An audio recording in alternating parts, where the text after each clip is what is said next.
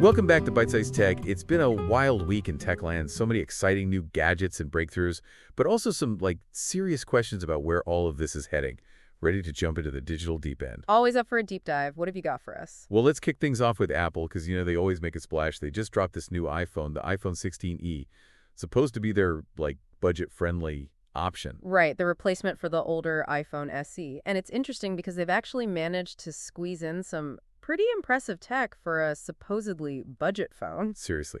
It's got the A18 chip and a 48MP camera. That means some killer photos, right? Oh, and it's even got Apple Intelligence.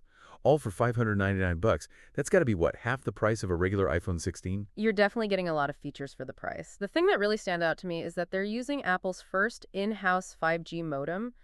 That's kind of a big deal, Could have some ripple effects on future iPhones, maybe even the whole industry.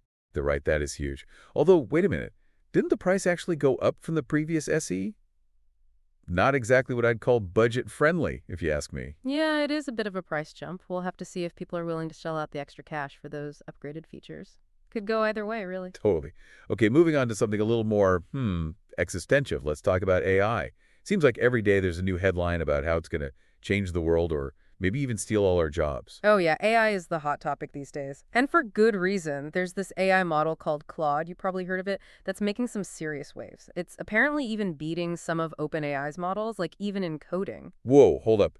AI writing code now. Guess I better start updating my resume. Looks like robots are coming for the podcasting gigs next. I think you're safe for now. But yeah, it is pretty wild to see how AI is getting so good at things we thought only humans could do. So how do they even measure how good an AI is at coding? Is there a test or something? There's actually a benchmark called the SWE Lancer benchmark. It's specifically designed to evaluate how well an AI can actually do the job of a software developer. And Claude aced it. Okay, so this isn't just some theoretical thing. They're testing these AIs against real-world skills. Should developers actually be worried? I mean, is this the beginning of the robot takeover? Well, it's not quite that dramatic. AI is getting very good at writing code, that's for sure. But it still needs humans, to oversee it, provide that creative spark, make sure it doesn't go off the rails. Coding isn't just about churning out lines of code. It's about solving problems, being creative, and making sure everything works as intended. Phew, okay, that's a bit reassuring, for now at least. But things are changing fast, and there's got to be a ton of research going on about how AI is going to affect the job market. Oh, absolutely. There's this index, the Anthropic Economic Index. It looks specifically at how AI is impacting different job markets, including, you guessed it, software development. And what's interesting is it actually suggests that AI is more likely to, enhance our work rather than completely replace us. So more like a collaboration than a hostile takeover. That's actually a pretty optimistic take. Exactly. Imagine AI handling all those tedious, repetitive tasks.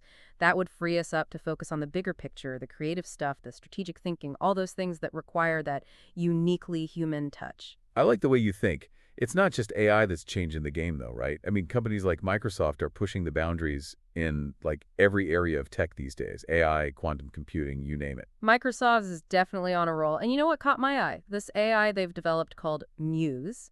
It can actually generate, get this, realistic gameplay videos. Hold on, wait. You mean the AI is playing the game and making videos? Sounds like something straight out of a sci-fi movie. I know, right? The tech behind it is pretty mind-blowing. They call it the World and Human Action Model, or WHYM for short.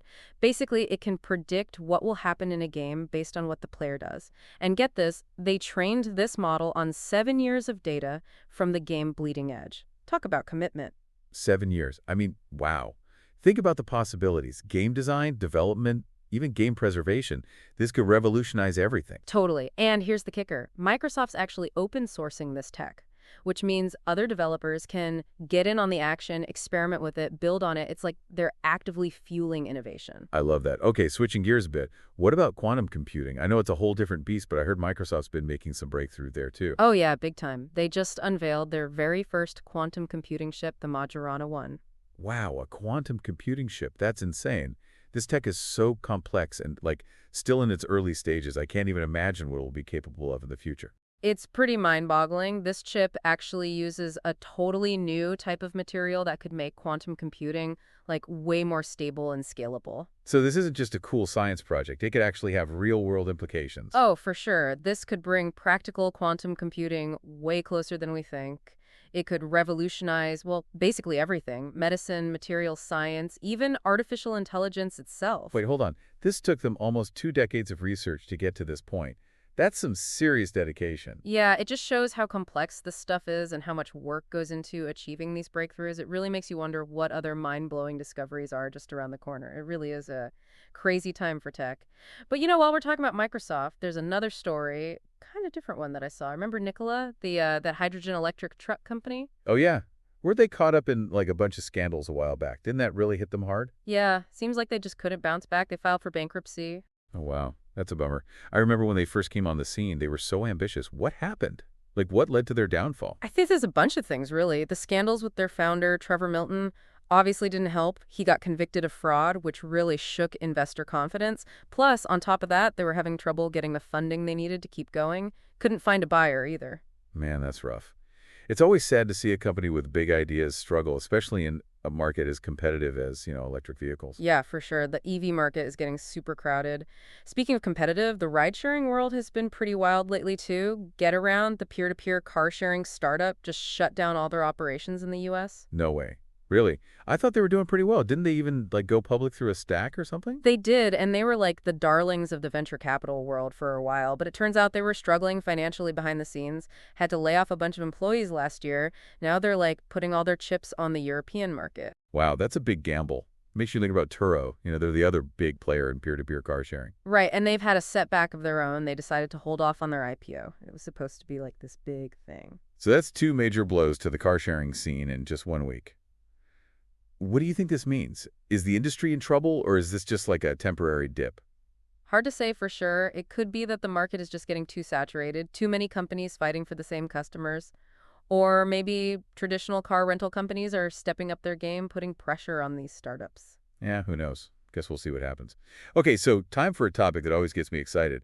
Self-driving cars. What's happening in the world of autonomous vehicles? Well, one thing that caught my eye is Avride, the company behind those cute little sidewalk delivery robots. You know the ones, right? Oh yeah, those things are adorable. Just scooping along the sidewalks with their little packages. So cute.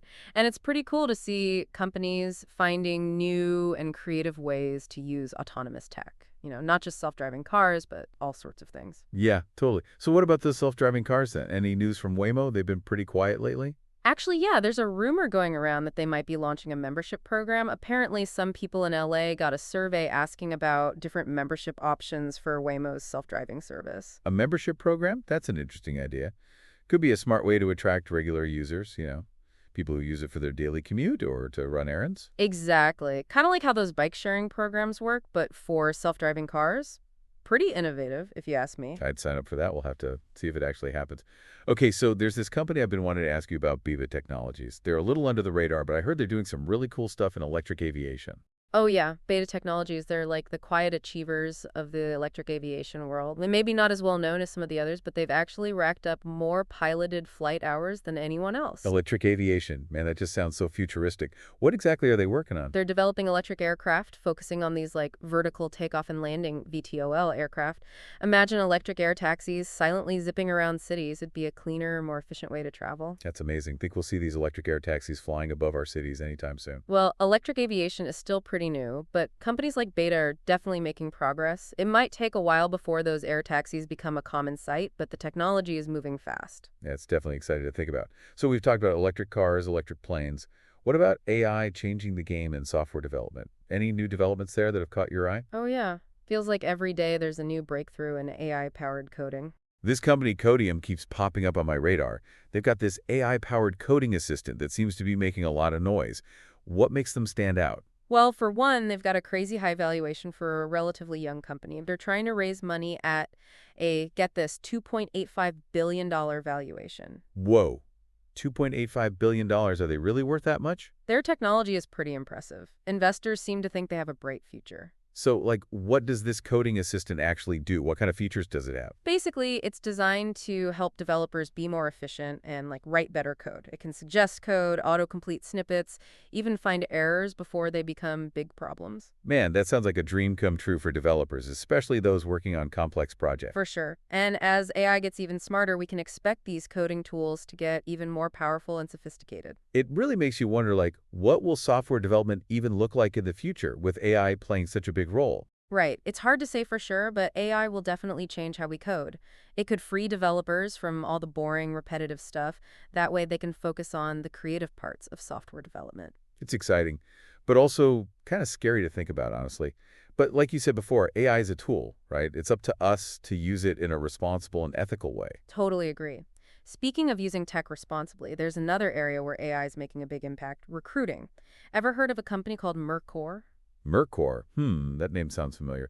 Are they the ones using AI to, like, replace entire HR departments? Maybe not replace them entirely, but they're definitely trying to make hiring more efficient. They've got this AI-powered recruiting platform. Okay, so how well is it working? Are they actually making a difference? Well, they just raised a ton of money, like a $100 million funding round, giving them a $2 billion valuation. Whoa. Investors must really believe in what they're doing. So what's so special about this platform? What does it actually do?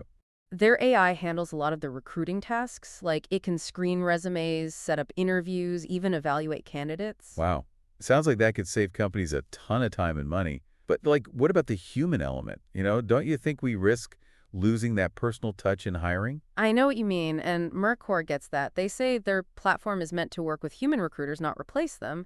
It's more about letting the AI do the routine stuff so recruiters can focus on building relationships with candidates, using their intuition and judgment for the important decisions. Makes sense. It's all about finding that balance between efficiency and the human touch. Exactly. And we have to remember that AI in recruiting is still pretty new. We're still figuring out how to best use it. True. But there's no doubt that AI is changing the world of work, and it's only going to become more influential in the future. Absolutely. We got to be ready to adapt. Okay, so let's talk about a company that's shaking things up in the world of finance. Varo Bank. Faro, they're an interesting one. They're a digital bank, no physical branches, and they're trying to change the whole banking industry. I read that they've raised over $1 billion in funding.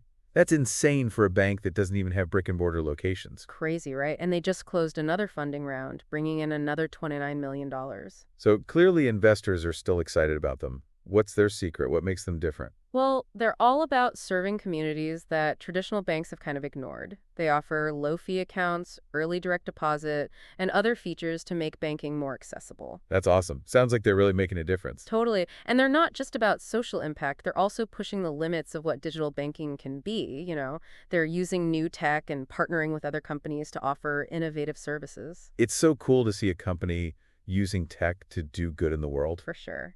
And speaking of making a positive impact, I have to mention this company called Swizzle Ventures. They're doing some amazing work in women's health and wealth. Swizzle Ventures. I've heard that name somewhere, but I can't remember what they do. They're a venture capital firm, and they only invest in startups that focus on women's needs. That's fantastic. It's great to see more investors supporting women-led businesses. Right, and Swizzle Ventures is killing it. They just closed their first fund, and they raised $6.6 million, more than they were even aiming for. Wow, that's impressive. So what kinds of companies are they putting money into? They're backing startups that are doing all sorts of cool things in areas that are really important to women, like women's health, fertility, financial planning, and more. It's so inspiring to see a firm like that, dedicated to helping women and creating opportunities for women entrepreneurs. Absolutely. It shows there's a huge opportunity out there for companies that focus on women's needs. Totally agree.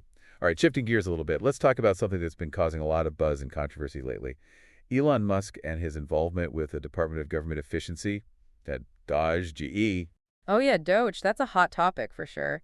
It seems like some people aren't too happy with Elon's political activities these days. Really? What's going on? Well, there have been protests happening at Tesla showrooms all over the country. This group called the Tesla Takeover Movement is organizing them. Wow, protests. That's pretty intense. What are they so upset about? They're mainly concerned about Musk's involvement with Doge. They think it's a threat to democracy. To be honest, I don't really know much about Doge. What is it exactly? So Doge is this government agency set up by one of Trump's executive orders, and Musk has been really involved in recruiting people for it. Okay, so why are people so worried about Musk being involved? Well, some people think that Doge is super secretive and unaccountable, and they're worried that Musk having a hand in it could give him too much power over government policies, especially those related to tech. I could see why that would be a concern. It's important to keep an eye on those kinds of things, especially when it comes to tech and government. Definitely. This whole situation has really made people question the role of these tech billionaires in politics. Are there any conflicts of interest? It's complicated for sure, but it's definitely something we need to talk about. All right, let's move on to something that's like super important as we move towards electric vehicles and all these battery-powered devices, lithium-ion battery recycling. You're so right. It's crucial. And there's this company, Blue Whale Materials, that's doing some great work in that area. They've partnered with Call2 Recycle to improve battery recycling here in the U.S. That's awesome. What are they hoping to achieve with this partnership? Their goal is to get more lithium-ion batteries recycled and to make us less reliant on other countries for battery materials, create a more sustainable and domestic supply chain. That makes a ton of sense. It's better for the environment and the economy. We should be recycling those batteries instead of digging up new materials. Totally. It's a win-win.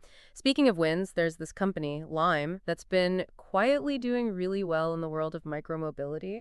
Lime. You mean the scooter or bike-sharing company? I thought they were having a tough time a while back. They were, but they've totally turned things around. They just announced that they've been profitable for 2 years straight. Wow. What did they do to make that happen? That's a huge turnaround. I think it's a few things. They've been really focused on being more efficient, cutting costs and streamlining their operations. They've also expanded into new markets, and they're not just doing scooters and bikes anymore. They've got new products and services, too. So they're branching out. That's smart. It makes them less vulnerable to market changes. Exactly. They're not putting all their eggs in one basket. They're trying out electric mopeds, even car sharing. They're really adapting to the changing world of urban transportation. That's awesome. Okay, before we wrap up, there's something I wanted to ask you about. Remember Uber and DoorDash?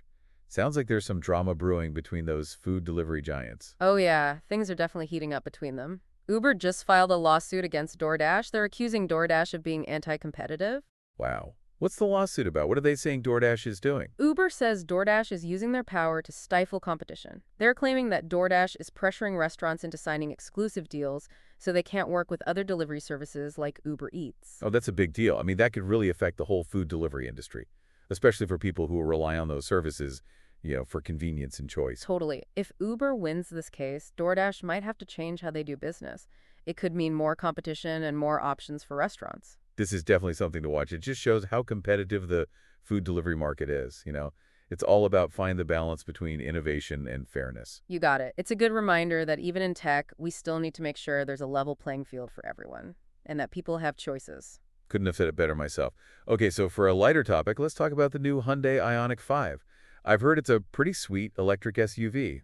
It is. The Ioniq 5 is really impressive. It's got all that space inside, and it drives like a dream. Plus, the range is pretty decent, especially for an electric SUV. And I heard they just added a new trim level, like the XRT.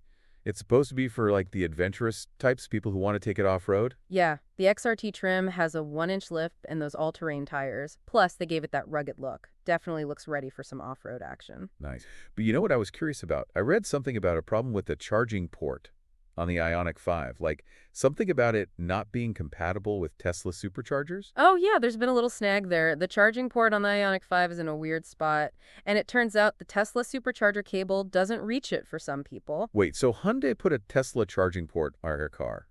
I'm confused. It might sound strange, but a lot of car companies are starting to use Tesla's charging standard, the North American Charging Standard, or NACS. It's becoming like the main standard for EV charging in North America. Oh, okay, that makes sense. So, good idea in theory, but maybe not the best execution. Yeah, seems like it with the Ioniq 5. Hopefully, Hyundai will fix it soon. It does show you, the challenges of switching to a new standard, even when it's supposed to be an improvement. True, true. Even with the best intentions, there are always going to be some hiccups. But hey, that's all part of progress, right? Exactly. Got to take the good with the bad. Overall, though, the Ioniq 5 is a pretty fantastic electric SUV. Well, I think we've covered a ton of ground today. New iPhones, AI writing code, electric planes, even the future of transportation. The tech world never slows down. It's a wild ride, for sure. And so exciting to be a part of it, seeing all these incredible advancements happen right before our eyes. Absolutely. And we'll be back next week to break it all down for you. We'll keep exploring all the cool tech trends that are shaping our world. Looking forward to it. Until then, keep those tech brains buzzing. And that's a wrap for this week's deep dive into the world of tech. Thanks for tuning in to Byte-Sized Tech. Don't forget to like, comment, share, and subscribe for more fun tech discussions. See you next time.